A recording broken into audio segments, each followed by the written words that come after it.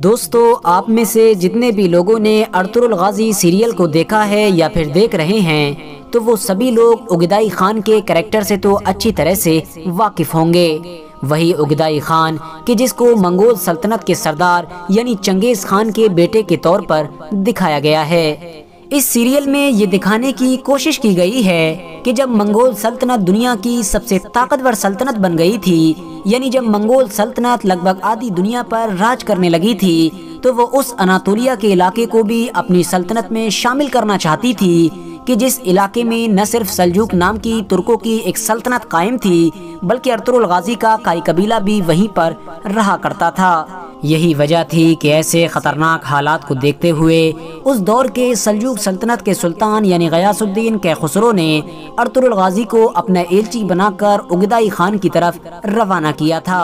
تاکہ کسی طرح سے منگولوں کے ساتھ صلح کی جا سکے۔ لیکن دوستو، آج کی اس ویڈیو میں ہم آپ کو سیریل سے ہٹ کر اگدائی خان کی ریئل ہسٹری بتانے والے ہیں، یعنی یہ کون تھا، کیسا تھا اور آخر منگولوں کا سردار کیسے بن گیا تھا۔ ساتھ ہی ساتھ ہم آپ کو اگدائی خان سے جڑی ہوئی کچھ ایسی عجیب باتیں بتائیں گے کہ جو سیریل میں نہیں دکھائی گئی ہیں۔ سب سے پہلے تو ہم آپ کو یہ بتاتے چلیں کہ اگدائی خان کی پیدائش 7 نومبر 1186 کو ہوئی تھی اور اگدائی خان چنگیز خان کے 4 سب سے مشہور بیٹوں میں سے ایک بیٹا تھا۔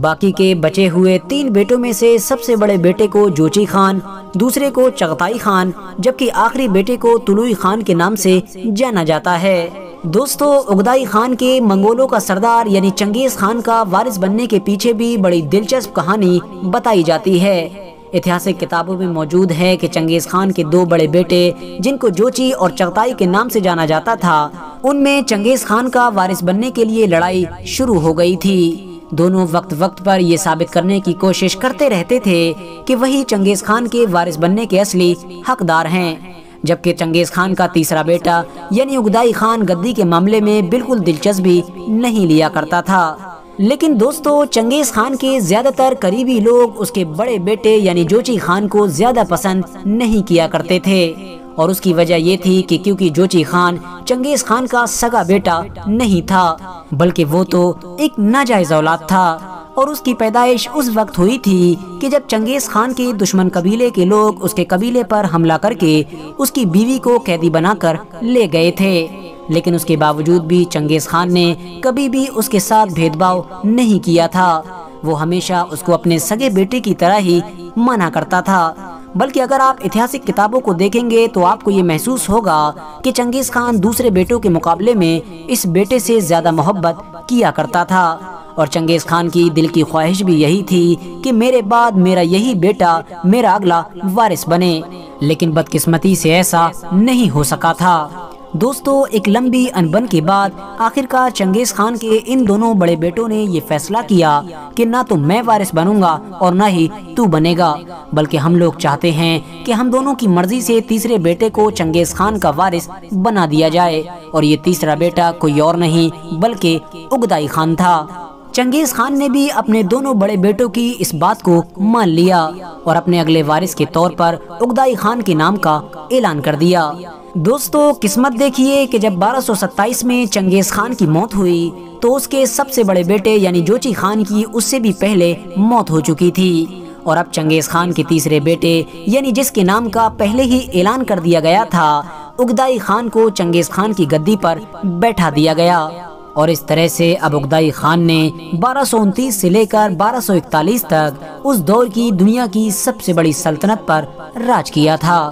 دوستو، اگدائی خان چنگیز خان کے دوسرے بیٹوں کے مقابلے میں کچھ رحم دل مانا جاتا تھا، یعنی اس کے اندر وہ عادتیں نہیں تھیں کہ جو چنگیز خان یا اس کے دوسرے بیٹوں کے اندر ہوا کرتی تھیں، وہ بڑی بڑی غلطیوں پر بھی معاف کر دیا کرتا تھا، یعنی اگدائی خان تلوار سے زیادہ دماغ کو اہمیت دیا کرتا تھا اور زیادہ تر دماغ سے ہی کام لیا کرتا تھا۔ لیکن یاد رہے، کچھ بھی تھا آخر تھا تو چنگیز خان کا ہی بیٹا، اسی لیے میں جو آپ کو رحم دل بتا رہا ہوں وہ ان لوگوں کے مقابلے میں بتا رہا ہوں کہ جو چنگیز خان کے بیٹے یا پھر اس کے رشتہ دار تھے۔ اگر بات کریں دنیا کے دوسرے حکمرانوں کے مقابلے میں تو یہ بھی کم بڑا ظالم انسان نہیں تھا۔ اس کے اتہاس میں بھی ایسے حادثے ملیں گے کہ جن کو پڑھ کر آپ لوگوں کی روح کانپ جائے گی۔ दोस्तों इसी के दौर में ही मंगोल सल्तनत की फौज ने यूरोप को फतह करना भी शुरू कर दिया था और यूरोप के इतने अंदर तक दाखिल हो गई थी कि उससे पहले इतने अंदर तक दाखिल नहीं हुई थी। इसके अलावा उगदाई खान शराब का भी बहुत ज़्यादा शौकीन हुआ करता था, इतना ज़्यादा शौकीन कि इसके इसी शौक ने ही इसकी जान भी ले ली थी। हाँ दोस्तों, आप लोग बिल्कुल सही सुन रहे हैं। उगदाई खान की मौत 1241 में शराब की वजह से पैदा होने वाली एक बीमारी की वजह से ही हुई थी और इसकी मौत की वजह से ही मंगोल सल्तनत की फौज को अचानक से यूरोप छोड़कर वापस लौटना पड़ा था। दोस्तों इतिहासकारों की माने तो बाइजू नुयान यानी जिसको अर्तुरुल गाजी सीरियल में भी दिखाया गया है, वो उगदाई खान का बहुत ज्यादा खास आदमी था। उगदाई खान ने ही न सिर्फ उसको मंगोल सल्तनत की एक फौज की टुकड़ी का कमांडर बनाया था, बल्कि साथ ही साथ उसको मिडिल ईस्ट के इलाके में फतह करने के इरादे से भी भेजा था। यही वजह थी कि मंगोल कमांडर यानी नोयान भी उगदाई खान के लिए बहुत ज़्यादा वफादार था, जैसा कि अर्तुरुल गाजी सीरियल में भी बार बार ये दिखाने की कोशिश की गई है। दोस्तों आप में से शायद बहुत सारे लोगों को ये जानकर हैरानी होगी कि उगदाई खान के जो उस दौर की दुनिया की सबसे बड़ी सल्तनत का मालिक था और पूरी दुनिया का सबसे ताकतवर इंसान था, वो अपनी ही एक बीवी से डरा करता था और उसकी ये बीवी न सिर्फ बहुत ज़्यादा तजर्बेकार और होशियार थी, बल्कि साथ ही साथ बहुत ज़्यादा सख्त मिजाज थी। उगदाई खान की इस बीवी की काबिलियत का अंदाज़ा आप लोग सिर्फ और सिर्फ इस बात से लगा सकते हैं कि उगदाई खान की 1241 में मौत होने के बाद पूरी मंगोल सल्तनत को इस औरत ने ही संभाला था और 1242 से लेकर 1246 तक एक ऐसी सल्तनत पर खुद राज किया था कि जिसकी सरहदें लगभग आधी दुनिया पर फैली हुई थीं। इस औरत को आज इतिहास में टुरुगीन खातून यानी तुर्कीना खातून के नाम से जाना जाता है। हालांकि 1246 में उगदाई खान के बेटे यानी गुयूक खान को मंगोल सल्तनत की गद्दी पर बैठा दिया गया था।